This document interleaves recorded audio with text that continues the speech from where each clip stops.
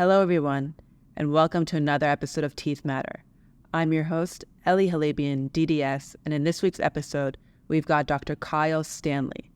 Dr. Kyle Stanley is a very well-renowned cosmetic dentist out in Beverly Hills. He's been considered one of the world's top 100 doctors in dentistry. He graduated from USC and went on to do a residency program out in Brazil. He's very, very well versed in what he does. He's a man of many hats. He's a researcher. He's had publications. He's also a leader. He's an innovator in the AI space. He co-founded a company called Pearl that changes how patients are treated through AI. But most importantly, he's an advocate for mental health in dentistry. And through his Lightside Academy, he's helped countless of dentists reduce burnout. And I'm excited to share our conversation with you.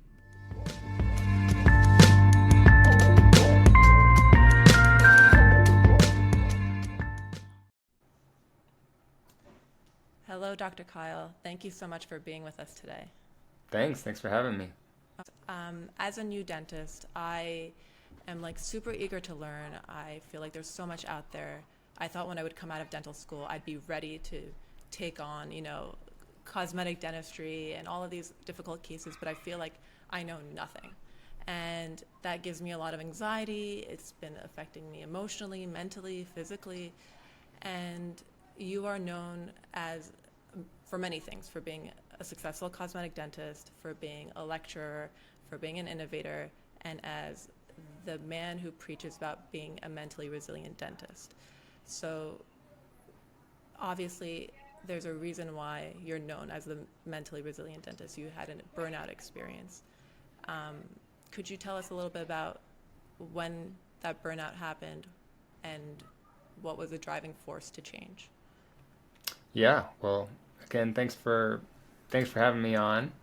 I had this really interesting experience with dentistry in that on the outside, everything looked great for me. I was lecturing around the world. I had this celebrity practice in Beverly Hills, and I was trained by, some of the top people in the world, and I was making good money. I had a good family, and I was really having some difficulty. I had patient complications. I had team complications. I was going through litigation with some patients. And what I wanted was more time with my family, less stress, better physical health. I wanted to be less reactive, not think about dentistry when I was at home. And I finally came to this point where I was about 7 or 8 years out of dental school where I said enough is enough. I had to make my mental, my physical, my relational health a priority. I'd been putting it off for way too long. I think so many of us dentists, we focus on other people, right? We're caretakers. We take care of other people.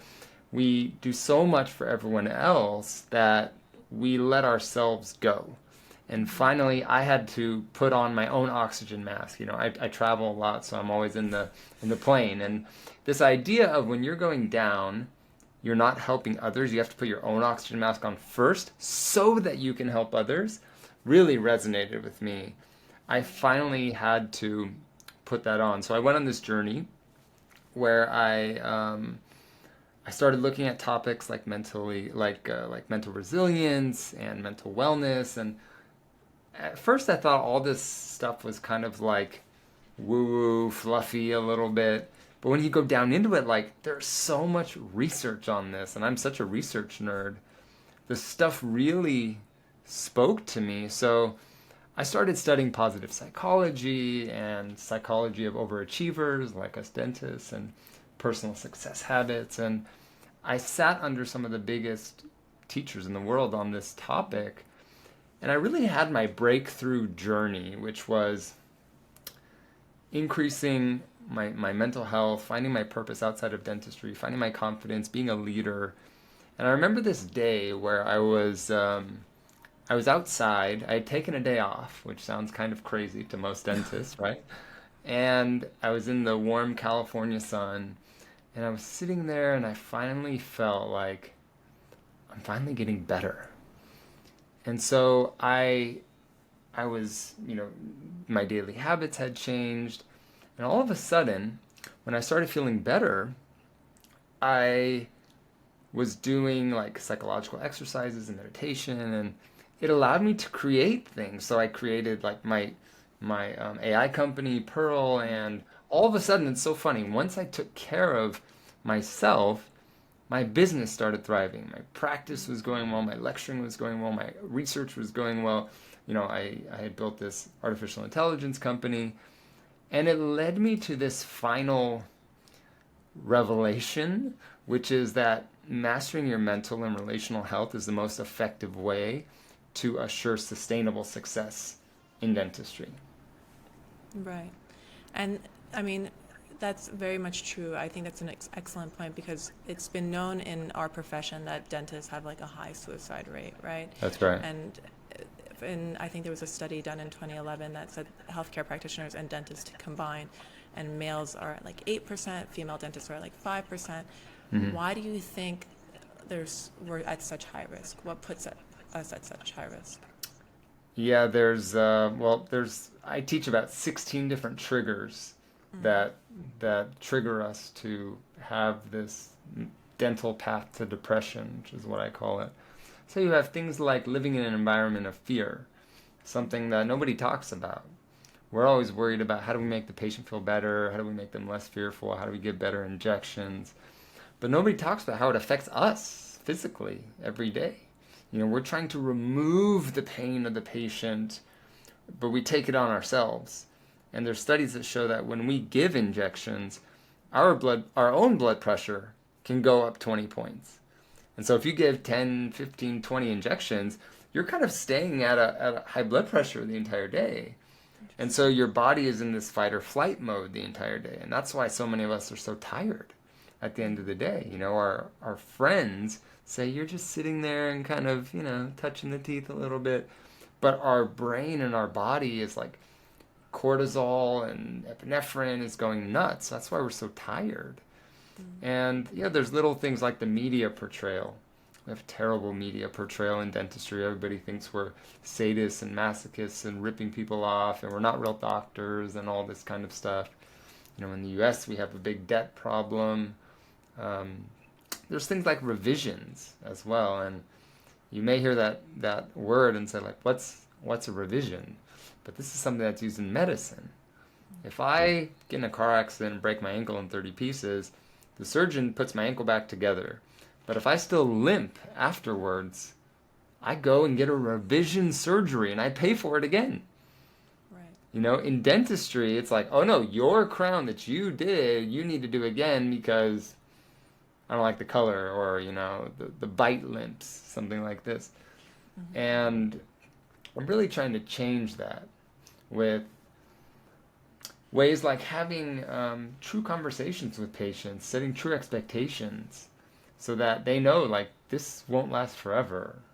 And if something happens to it, it's not guaranteed for life. You have to pay for it again. Right. Because there's things that we can control and there's things that we can't control. And we shouldn't be responsible for things we can't control. Right. But there's Yeah, 16 different triggers that I found. I mean, I'm sure there is, and you're right. A lot of the patient experience takes a toll on us, and we don't really know how to manage it or how to have the conversation. I think that's like an education that we lack, and we need to take courses on. One of the Totally. your courses. So absolutely, that's one of the issues. And I think as young dentists too, we have a lot of anxiety, not just in terms of patient care and patient management, but also in the financial obligation. I mean, I came out of NYU with a lot of debt. And now I Yep. feel like I need to rush into this. I need to make sure that there's Right. money flowing.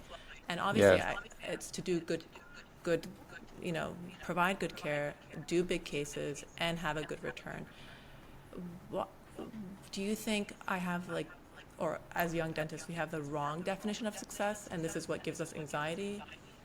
And what is a true or real definition of success in dentistry? Yeah, it's a great question. I think it's different for everybody. I think of the most successful person that I know is my dad. He has been married for 51 years. His kids still like him. I mean, my mom too, but my dad's a dentist, so that's why I'm giving the example.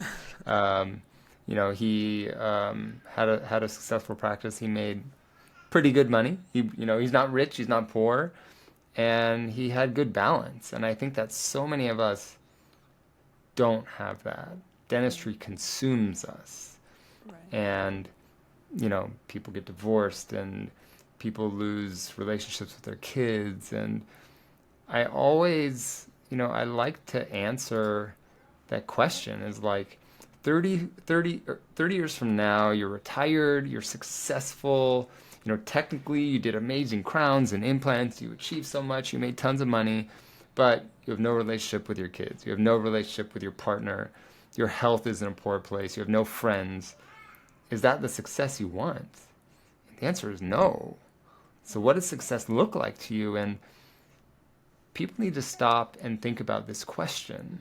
Because, like, other than your career, what areas in your life do you want to have fulfillment? And so, for me, I wanted more balance. I wanted to be able to make enough money, be successful enough financially to be home with my family, to, put my kids to bed at night, to have dinner with my family. And that's really success for me. I love that. You have a master class, and I was listening to it, and it basically allows you to change your mindset and shift your mindset so that you can achieve those things and find that balance.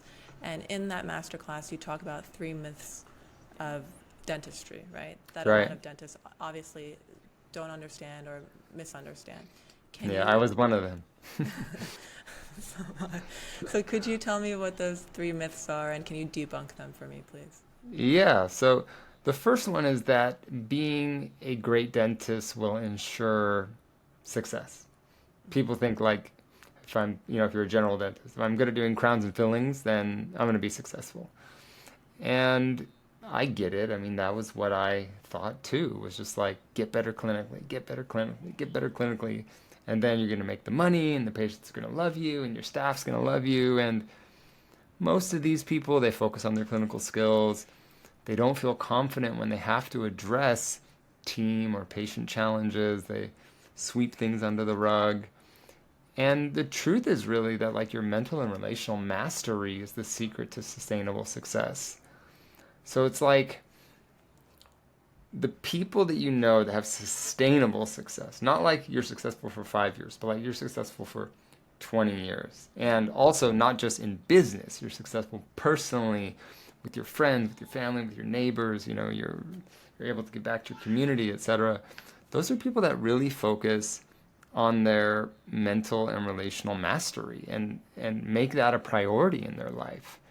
I think so much, if you saw it in the masterclass, so much of us dentists focus on our hand and we forget about our heart and our head, right? We forget about like the mental health and the relational health. We just think like if I do better crowns, then I'm going to be the best dentist ever.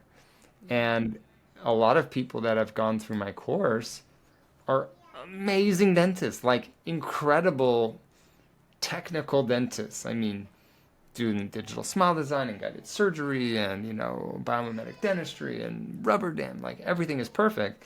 But they suffered because all they focused on was clinical dentistry. So that's the first one.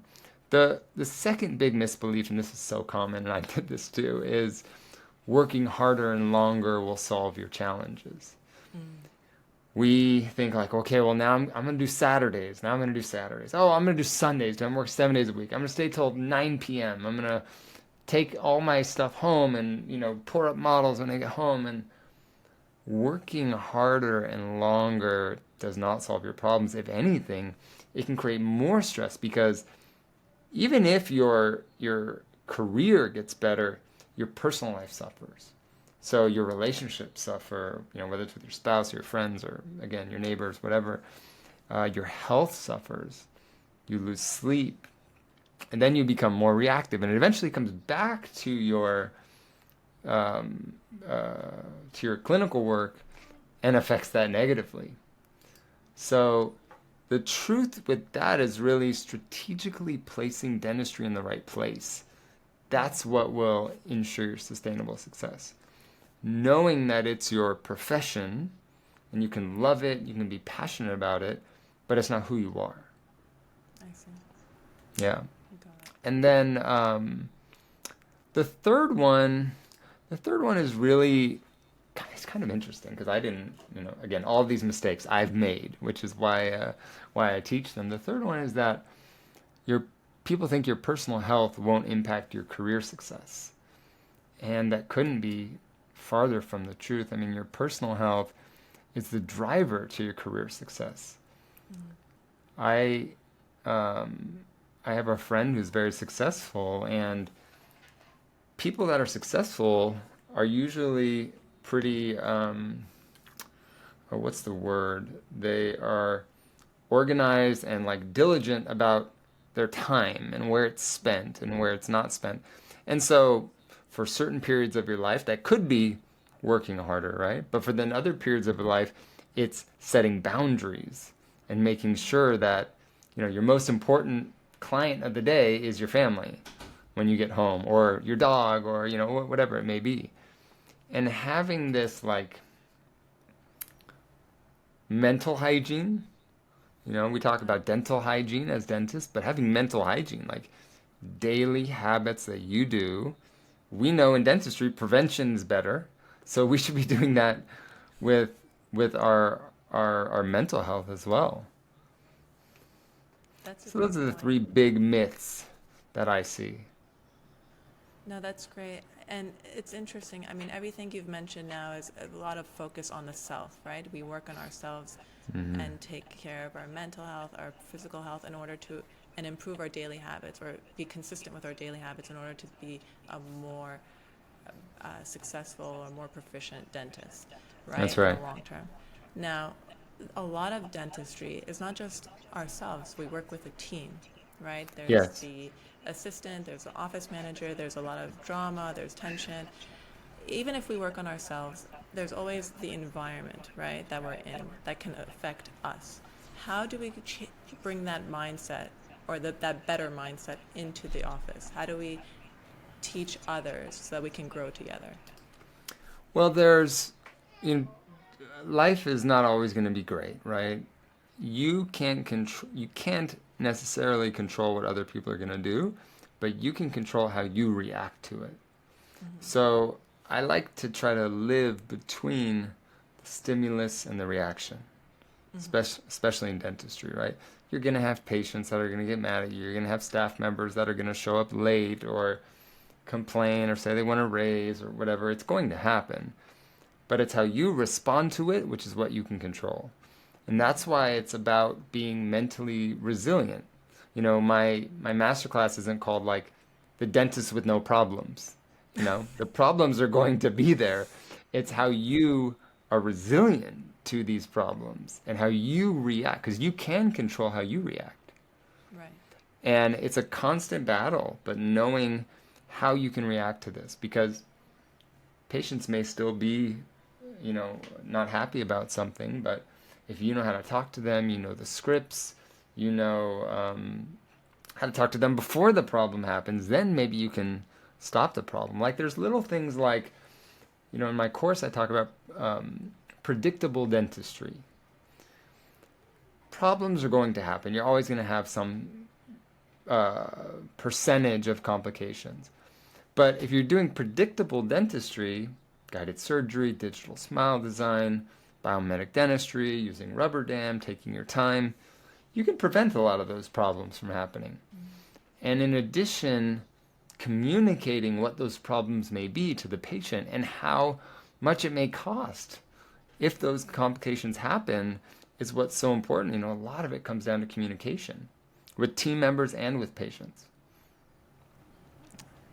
Yeah, that's a very good point.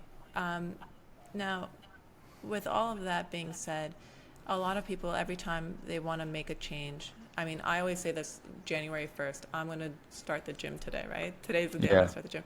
But then the day passes, and the next day passes, and it's like, oh, I just don't have enough time. The excuse is always, I just don't have enough time. Yeah. So what are some small changes that we can do to improve our day-to-day? Or how are we able to make the time to improve our day-to-day?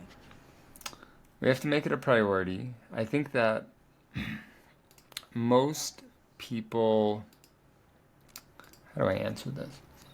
Most people set too high of expectations and they're setting themselves up for failure. Like if you want to exercise, I would start with something that there's no way you can fail. Meaning like, hey, this month I'm going to do 10 jumping jacks every day.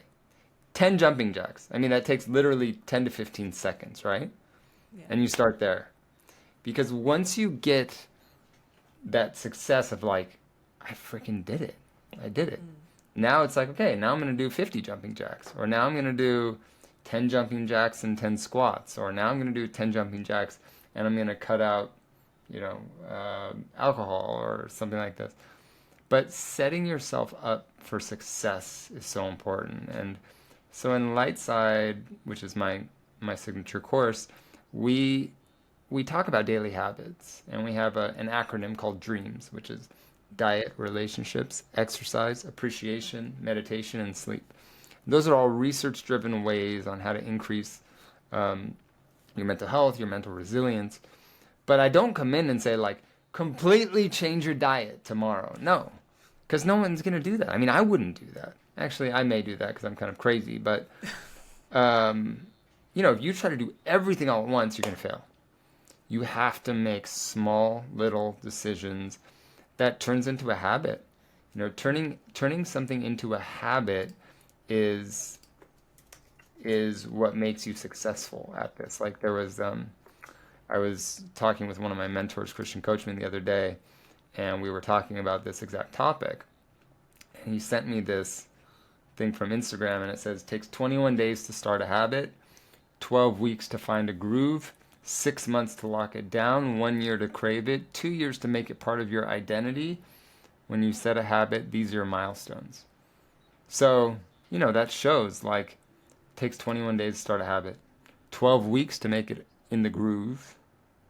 Takes a year before you actually crave it. Or like, oh my gosh, why did I eat like this today? I never eat like this, So it's setting yourself up for success is the best way to start something like that. Yeah, I've realized that it's just like the simplest thing. Like if you can just go to the gym and do 1 minute or do, 30 seconds of something, at least you're doing it. At least you've done it. And then it becomes easier and easier each day. And it becomes normal. It becomes normal, right. Mm-hmm. And now the next thing I want to ask is, I heard you say in somewhere, I don't know if it was a podcast or somewhere on Instagram, but you never have failures until you're in dentistry.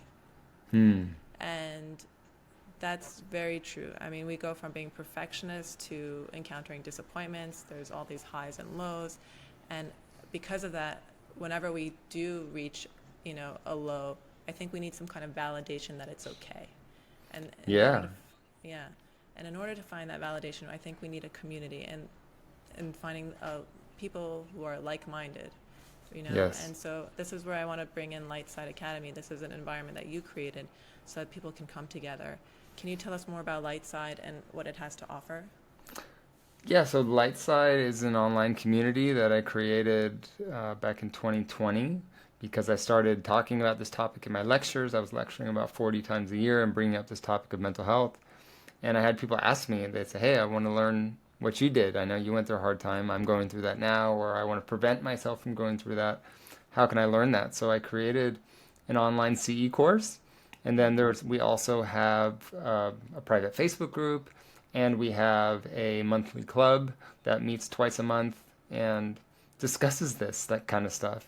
Like one of the things we're talking about now in the club, we have a private WhatsApp group of the club, is that someone in our club, one of their associates was telling patients that they're going to another practice and giving out their new practice information, things like that. That like if you go and talk to your neighbor about that, or spouse, if your spouse isn't a dentist, or a friend, they're gonna be like, well, what do you mean? It's not a big deal. Right. But for us, they're like, oh my God, that's my business, that's my patients, and having someone that understands you is so important, because just like I'll never understand what it's like to be in the military and be shot at, a teacher will never understand what it's like to work on a second molar on a patient with a giant tongue and a giant cheek that won't let you put them back in the chair, and asks every 5 minutes if they're done, and forgets how to swallow once they get into the dental chair. Like,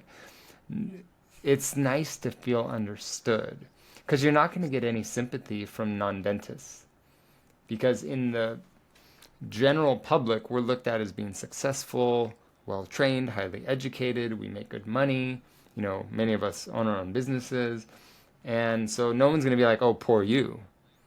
But when you get amongst other dentists, they're like, oh, I totally get it. I had a patient like that. I had a team member like that. My office went through that. Oh, I had a premolar that wouldn't do that, and the bite was weird, and it was a crossbite, and the margin is hard to get, and it's nice to feel understood. So this was, creating Lightside Academy was my way of giving back to the profession and allowing people to get CE credits on learning how to be mentally resilient, which I'm very passionate about. That's incredible. That's amazing. And if someone wanted to, connect with you, where can they find you? What platforms are you on? Yeah, so probably the easiest way is Instagram. It's just Dr. Kyle Stanley, Dr. Kyle Stanley. If you're interested in Lightside, excuse me, you can go to lightsidedentistry.com. And then also my personal website for speaking and whatnot is just drkylestanley.com. Fantastic. Dr. Kyle, thank you so much for your time. I really appreciate it. Thanks for having me. Of course.